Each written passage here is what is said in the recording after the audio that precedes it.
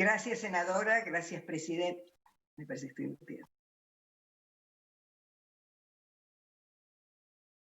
No se la escucha. Ahora sí. Gracias, senadora. Gracias, senadora, a cargo de la presidencia. Voy a contestar, bueno, agradezco a la senadora Tapia y al senador Mera las preguntas que formularon, que realizó la senadora Tapia en primer lugar y el senador Mera están conectadas, así que voy a tratar de responderlas en su conjunto. La senadora Tapia preguntaba acerca del famoso caso Fontevecchia y D'Amico y si ha habido allí una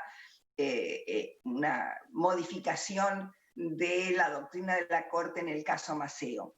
Yo debo decir que en el caso Maceo, en el que, haciendo un paréntesis, luce una extraordinaria disidencia de la jueza Argibay, una jueza argentina que es orgullo para todos nosotros, aunque discrepaba con ella en el tema del aborto, tengo que reconocer lo valiosa y lo valiente y lo independiente que fue. Ella hizo allí una disidencia.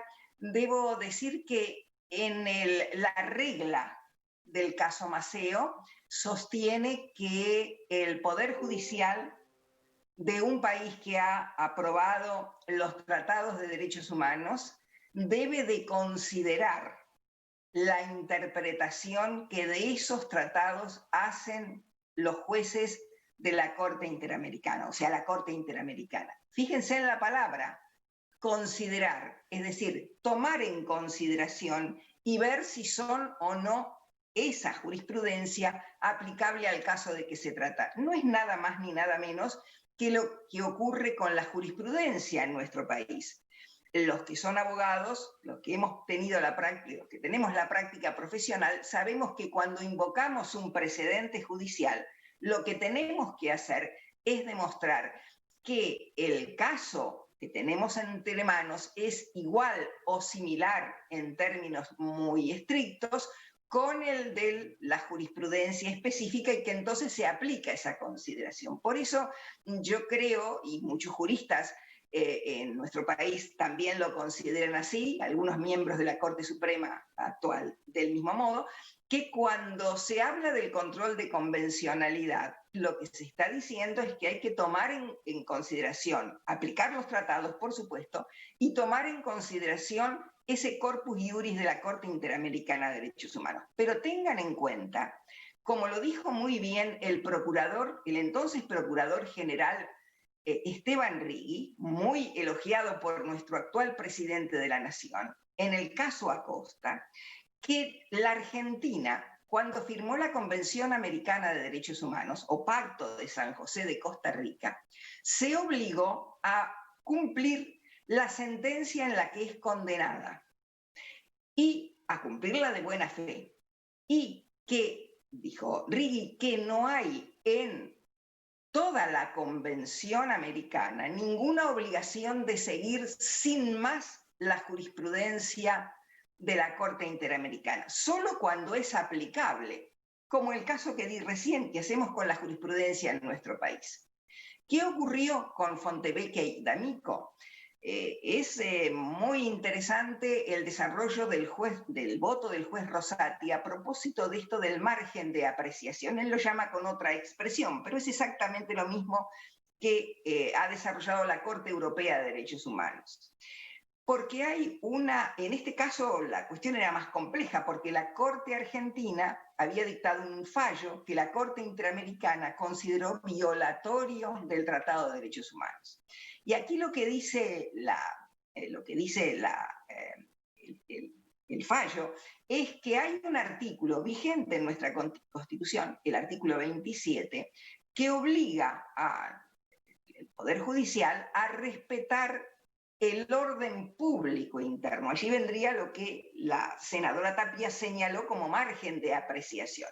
Yo creo que tenemos que ser muy cuidadosos. Sé que la cuestión es muy compleja, sé que lo hemos discutido mucho, que lo volvemos a pensar, que estamos a veces con interrogantes serios, pero no todo lo que se llama jurisprudencia internacional es estrictamente jurisprudencia internacional como lo puso de relieve en ese famoso dictamen en el caso Acosta el procurador Righi.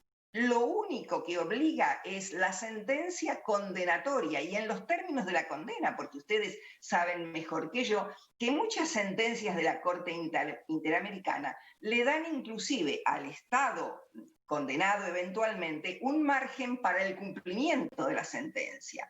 Cuando dice debe adecuar la ley a esta decisión, adecuar la ley implica que dictará otra ley, pero en ese dictado de la ley tiene ese margen que tienen ustedes para crear un derecho nuevo. Así que me parece que en este sentido hay que considerarlo, hay que tenerlo en cuenta, y me parece que la Corte Argentina en Fontevecchia y D'Amico abrió otro camino para separar las aguas. Ustedes saben que muchas veces se habla en este caso del aborto de la Organización Mundial de la Salud. Bueno, voy a dar un ejemplo actual. ¿Saben cuán cuestionada está hoy la Organización Mundial de la Salud a propósito del tema de la pandemia?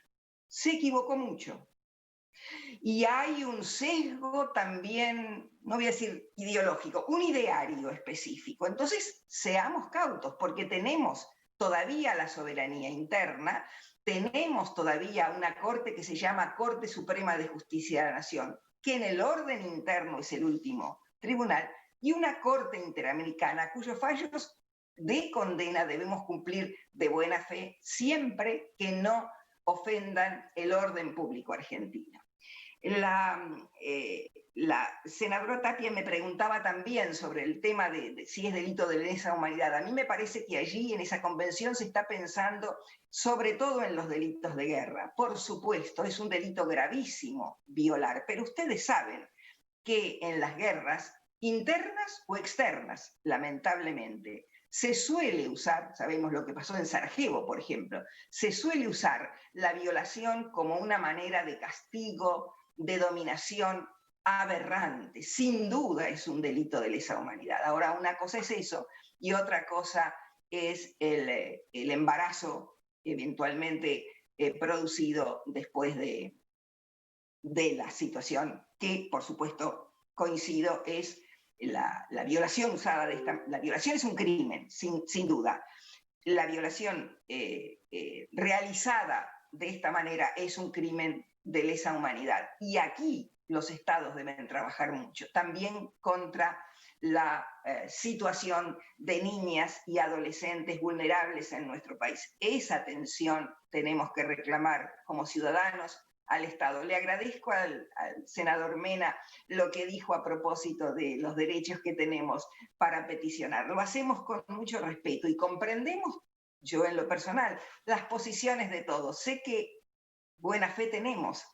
Bueno, nos oímos y a lo mejor oyéndonos podemos, en fin, tener en cuenta que hay dos vidas humanas en juego en esta cuestión tan delicada. Gracias.